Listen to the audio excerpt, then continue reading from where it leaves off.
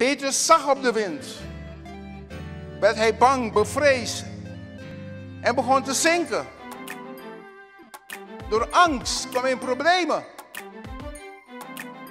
De Heer gaf hem de genade om over water te lopen. Om iets groots te doen. Om de machtige hand van God te zien. Maar toen hij de omstandigheden zag, toen zag hij op de omstandigheden. Want de omstandigheden zijn er altijd. Wij moeten leren om rustig te blijven. Geen paniek, zeiden ze vroeger. Jezus leeft. Dus ook kinderen Gods hebben die vrees. Dus als ik praat over vrees regeert of geloof, is die vraag gericht aan kinderen Gods. Niet aan een wereld die in vrees leeft.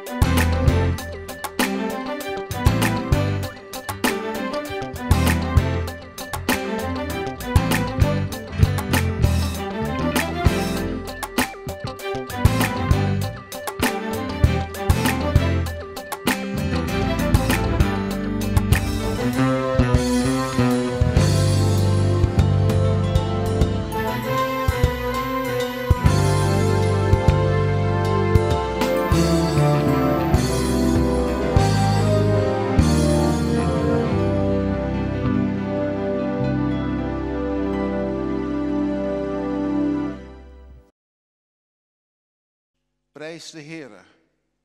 We gaan het woord openen. We geloven in zijn genade en zijn goedheid. En ik heb gekozen om vandaag met u te lezen uit Mattheüs hoofdstuk 14. Althans, alle van harte welkom. Allen die al lange tijd in de kerk weer zijn, van harte welkom. Mijn gebed is dat steeds meer gelovigen terugkomen in het huis van de Heer. Amen. Mattheüs 14, vers 22. Tot 27. Eigenlijk kon ik maar één zin lezen, maar dat doe ik niet. Vanaf vers 22. Jezus gaande over het meer. En ik lees, maar ga daarover niet spreken, maar wel wil ik het lezen. En terstond dwong hij de discipelen in het schip te gaan. En hem vooruit te varen naar de overkant. Totdat hij de scharen zou hebben weggezonden. En toen hij de scharen weggezonden had, dat deed hij zelf, de scharen wegzenden. Hij zei zijn discipelen, gaan jullie, laat die campagne, laat die grote massa scharen. Gaan jullie naar een boot. Varen jullie aan de overkant. En nadat die discipelen op een schip waren en wegvoeren van de haven, heeft hij de scharen, duizenden mensen, men schat zo'n 15.000 mensen, heeft hij weggestuurd naar huis. En toen ging hij de berg op om in de eenzaamheid te bidden. En waarom ging hij de berg op? Om te praten tot de Vader. Mensen maken van bidden is heel inspannend en vermoeiend en gillen en noem maar op. Maar bidden is praten tot de Vader in de naam van Jezus. En dat deed de Heer. Hij ging de berg op om in de eenzaamheid waar niemand bij was te bidden tot de Vader. En hij brak de nacht door in gebed. Bij het vallen van de avond was hij daar alleen. Dus hij ging bidden bij het vallen van de avond. Doch het schip was reeds vele stadien van het land verwijderd. Geteisterd door de golven. Ook de Heere heeft stormen meegemaakt. Want de wind was tegen. En in de 4e nachtwaken, dat is bij het einde van de nacht, kwam hij tot hen, gaande over de zee. Toen de discipelen hem over de zee zagen gaan, werden zij verbijsterd. Verbijsterd heeft iets van bang zijn. Angstig zijn, zien we ook in Handelingen 8. Toen Filippus die wonderen deed enzovoort. En die tovenaar deed ook dingen. Maar bij Filippus kwam er blijdschap in het huis. Onder de scharen, in de stad. Maar bij de tovenaar waren zij verbijsterd. Ja? En schreeuwden van vrees. Terstond greep Jezus in. En zeide, houd moed.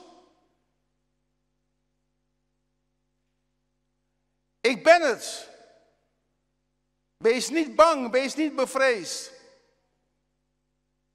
Petrus antwoordde hem en zeide, Heere, als gij het zijt. Hij twijfelde.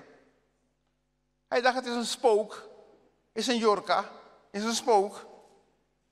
Dus nam hij nam geen zekere woorden. Hij zei, als u het bent, beveel mij dan tot u te komen over het water.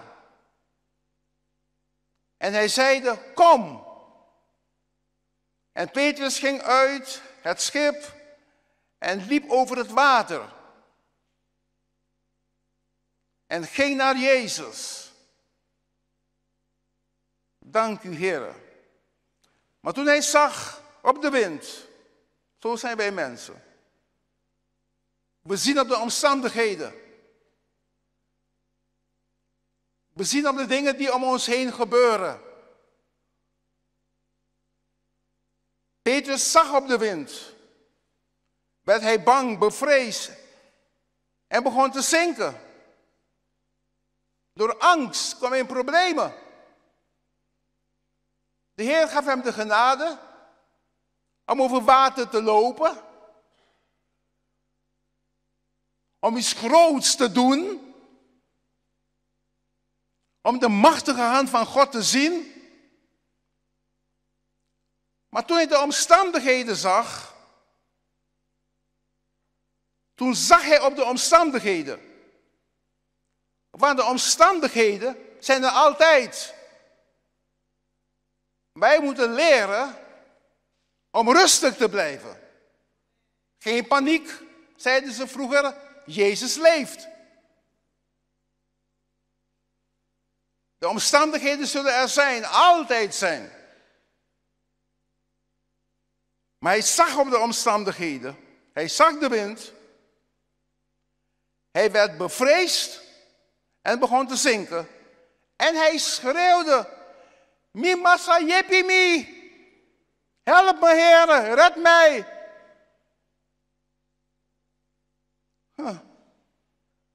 Oké. Dat drong door.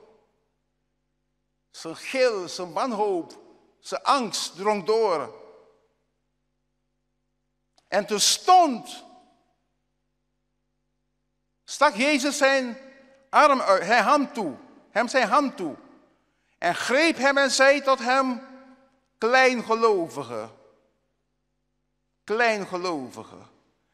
Iedereen die in zijn leven op de omstandigheden ziet, is een kleingelovige. Ja. Iedereen die zich laat intimideren door de omstandigheden, door broers, door zusters misschien, En wat Diesmeer zei, door kinderen Gods die boordevol kritiek zitten. Ik zeg, ze hebben een geest van kritiek, hebben ze, waardoor ze mensen intimideren. Maar de Heer noemt zulke mensen zich laten intimideren. In plaats van te zien op het woord van God, op Gods belofte, op God zijn genade, noemt hij kleingelovigen. Een ander woord voor kleingelovigen is twijfelaars. Waarom zijt gij gaan twijfelen? Vertel me, zegt de Heer. Wat is de reden? Ik ben hier toch. Ik heb je gezegd, loop man. Wakka Petrus. Loop Petrus, walk Petrus. Come and walk on the water with me. Ik ben er. Hoeveel mensen willen met de Heer op het water lopen? Ik bedoel niet dat u thuis gaat in uw zwembad. En het vult met water. En zegt, Heer, u bent er. Wij gaan lopen. Als ik u moet begraven over een week, dan moet u mij niet de schuld geven in de hemel. Nee, geloofshandelingen doen. Ik heb u gezegd, wandel met mij. Ik was een keer bij een conferentie in New Jersey. En een van de zangers, plotseling kreeg hij een lied van de Heer. Uit het niets, met melodie. En toen zong hij dat beroemde lied. Dat in vele gemeenten gezongen werd. Come on and walk on the water with me. Dat is de uitdaging die de Heer doet aan zijn kinderen. Dat zijn kinderen hem vasthouden. Dat woord van hem geloven. Dat woord, ja, maar ook vooral in zijn tegenwoordigheid geloven. En bereid zijn met hem kloeke daden te doen. David zegt, met mijn God zal ik kloeke daden doen. Zal ik grote daden doen. Dank u Jezus. En toen zij, dan even afmaken, in zijn schip gekomen waren, ging de wind liggen. En die in het schip waren, vielen voor hem neer. Ze vielen voor hem neer. En zeiden waarlijk, gij zijt Gods zoon. De enige waarvoor we moeten neervallen, is voor God, voor de heiland. Wij buigen onze knieën voor hem. Nu willen we bepaalde culturen niet aanvallen. Echt niet. Dat is cultuurgebonden. Ook daarin geeft de Bijbel ruimte. Als je de Bijbel leest, vooral dat boek Korinthe leest, dan zie je dat de Heer ruimte geeft aan cultuurgebonden zaken. Maar niet alles wat cultuur mensen toestaat, is van God. Want dat wij zien, onder sommige mensen, onder een mom van cultuur wordt afgoderij gedreven. Waar ik me aanhaal, ik was bij een beroemde prediker in zijn kamer. Zijn gemeente telt meer dan 1 miljoen mensen. De grootste gemeente op aarde. Hij mocht in zijn kamer gaan. Hij liet mij halen uit de zaal. Want ik heb gehoord dat je hier bent uit Amsterdam. Nou, ik ben in zijn kamer geweest, achter zijn bureau. Groot bureau, indrukwekkend. Indrukwekkende kamer had hij ook. En ik groette hem, gaf hem mijn hand. Maar al de mensen, en ik werd door heel wat predikers van zijn gemeente begeleid naar hem. En toen ze bij hem waren, ze vielen allemaal op de knieën voor hem. En ik keek raar. Toen zei iemand die mij kende, die zei, ja, is het cultuur, zo hoort het hier. Oké? Maar ik blijf houden aan het woord. Ik heb niet geknield voor hem. Ik heb hem een hand gegeven. Een stevige hand gegeven. Een babbeltje met hem gehouden. Hem een paar vragen gesteld. Ja? Oké. Toen ben ik bij hem gaan zitten. Heel even bij hem gaan zitten. Want ik kon niet lang blijven. De samenkomst was gaande.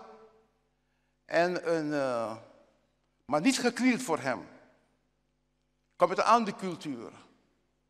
Wat mij geleerd is. Dat ik alleen voor Jezus buig. Ik heb een voorganger. Een hele beroemde voorganger. Die komt mij bijna elke maand bezoeken. Door corona is het wat minder geweest.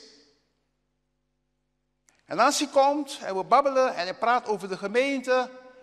Hij legt mij zijn plannen voor, et cetera. Vraagt mijn mening, enzovoort, enzovoort, enzovoort, enzovoort. Als hij klaar met praten. Dan zegt hij, pastor, kan je voor me bidden? Kan je me zegenen? En tot mijn schrik. Als we moeten bidden, dan val je op zijn knieën voor mij. En wat doe ik? Ik val ook op mijn knieën. En dan bid ik voor hem. Ik heb hem meerdere keren gezegd, je moet het niet doen. Maar hij doet het altijd weer. Dus dan val ik ook op mijn knieën voor hem. Oké? Die in het schip waren, die vielen voor hem neer, want Jezus is God. Toen Thomas hem ontmoette en zijn vinger door zijn handen stak, zei Thomas, mijn Heere en mijn God. En daarmee bevestigde Thomas de godheid van Jezus. Hij is de tweede persoon van de goddelijke drie-eenheid. Die in een schip waren, vielen voor hem neer en zeiden, waarlijk, waarlijk, u bent Gods Zoon. Dank u, Jezus. Maar ik praat kort over dit onderwerp. Wie regeert ons leven? Wat regeert ons leven? Vrees of geloof?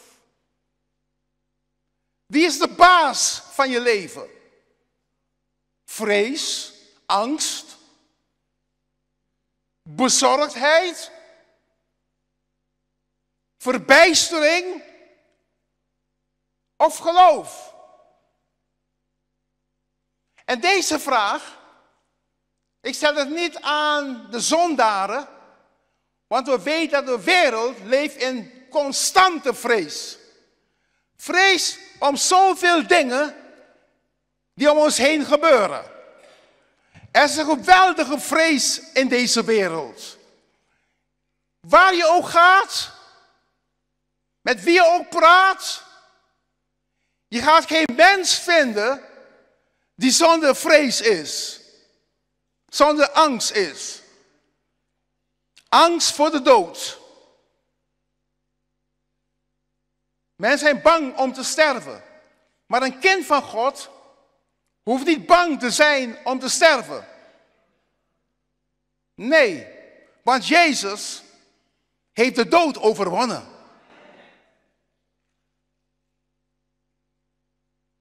Er is leven na de dood. En weet u waarom? Omdat de Heer de dood overwonnen heeft, is er leven na de dood. Hij zegt, ik ben de opstanding en het leven. Wie in mij gelooft, zal leven. Ook al is hij dood, gestorven. Leven wij in angst voor de dood? Zijn we bang om te sterven? Nou, ik wil je troosten. Als je bang bent om te sterven. Iedereen gaat sterven. Sommigen sterven jong. Anderen ouder. Iemand stuurde een messenger naar vele mensen, ook naar mij. En zegt, mijn broer heeft gisteren een begrafenislied voor een vriend gezongen die gestorven was. Was indrukwekkend, zoals hij gezongen heeft. En vandaag is hij dood. 62 jaar. Iedereen kwam eens te sterven. Sommigen jong, anderen oud. Ik zeg altijd, de waarde van iemands leven is niet de jaren die je leeft, maar wat je doet met de jaren waarin je mag leven. Dat toont de waarde van je leven op aarde. Er is vrees voor ziekte. Er is praktisch niemand die het een of andere ziekte onder de leden heeft. Je gaat geen mensen vinden. Oké? Vroeger hoor je het woord nog kerngezond. Dat hoor je niet meer.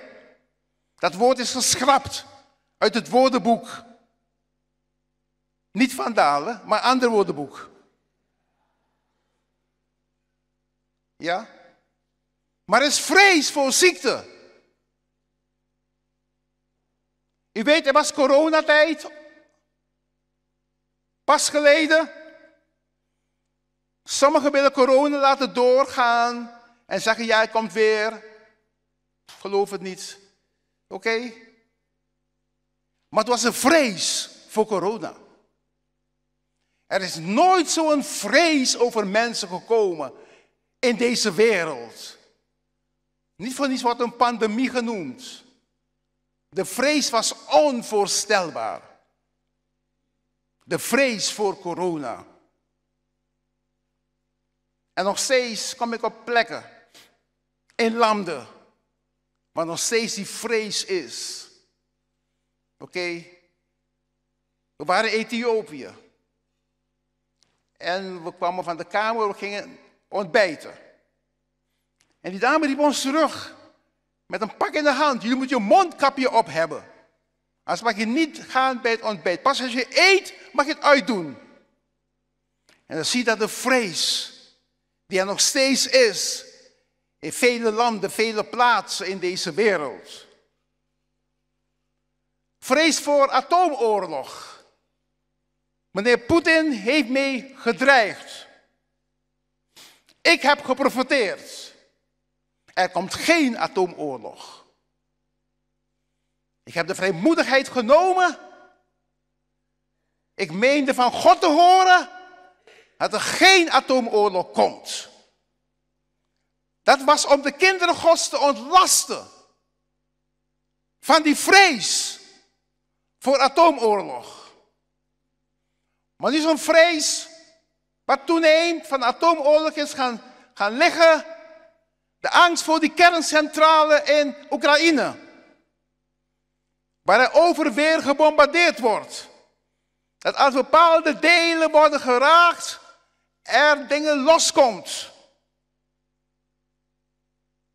Waardoor heel Europa besmet kan worden. En Oekraïne van de aardbodem weggaat. Oké. Die vrees is nu van verschillende kanten. Zo erg dat de atoomcommissie is daar naartoe gegaan, midden in de oorlog. Om te gaan kijken hoe het staat. En dat toonde de angst die er is. En het gevaar wat er is. En de ellende wat er is. Om die kerncentrale in Oekraïne. En de Russen weten ook, als Oekraïne getroffen wordt, die kerncentrale, hebben zij, de Russen, ook last van. Er is ook een angst, andere angst. Ik haal een paar angsten aan. Angst voor mensen. Maar de grote angst onder de culturen is angst voor boze geesten. En dat was met de discipelen ook. Die discipelen, die zagen Jezus van verre. En ze dachten, is een spook. En zo denkt de mens. De mens ziet een muis langs gaan. Oh, dibri, duivel, vaar uit. Is een muis. En weet je, een muis is vervelend. Maar een muis ga je niks doen. Je hoeft niet meer op je tafel te gaan staan als je een muis in je huis ziet.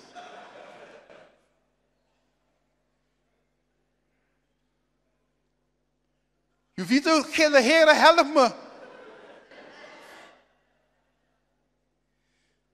Die angst zit diep in mensen voor muizen. En die muizen, die weten het niet eens. Dat mensen zo bang voor ze zijn. Oké, ze zagen Jezus. En ze zeiden, is een spook. Heere, wat is dit? Ze hadden vrees, ze begonnen te gillen.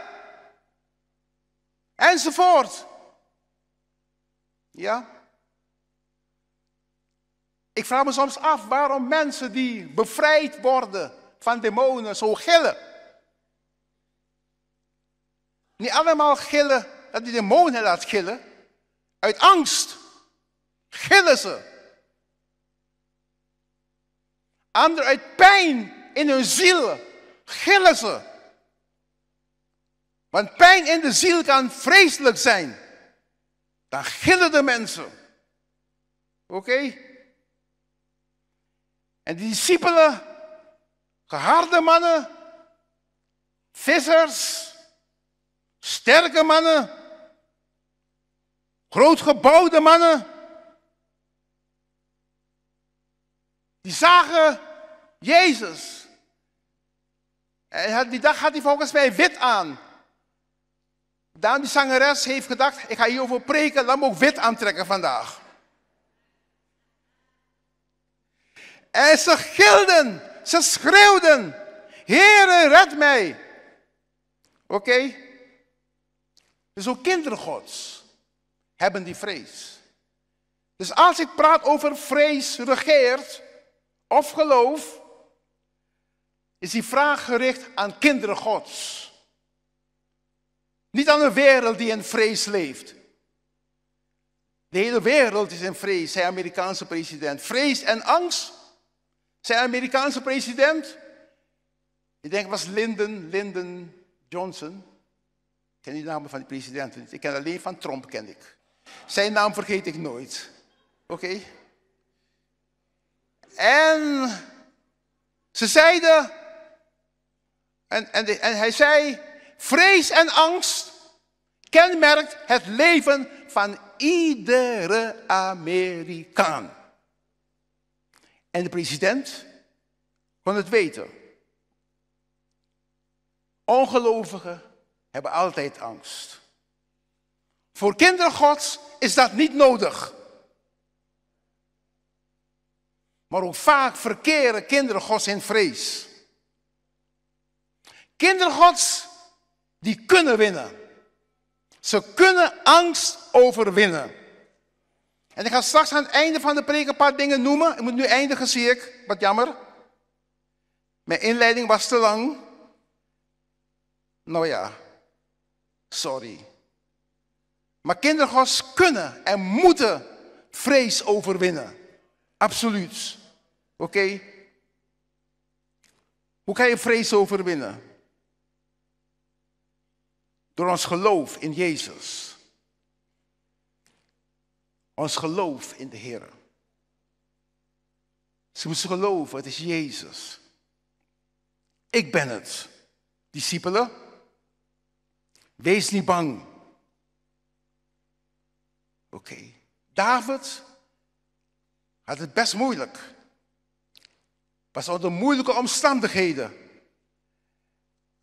Maar hij wist hoe hij moest overwinnen. Hij zei, weet je overwon? Hij zei, de Heere is mijn herder.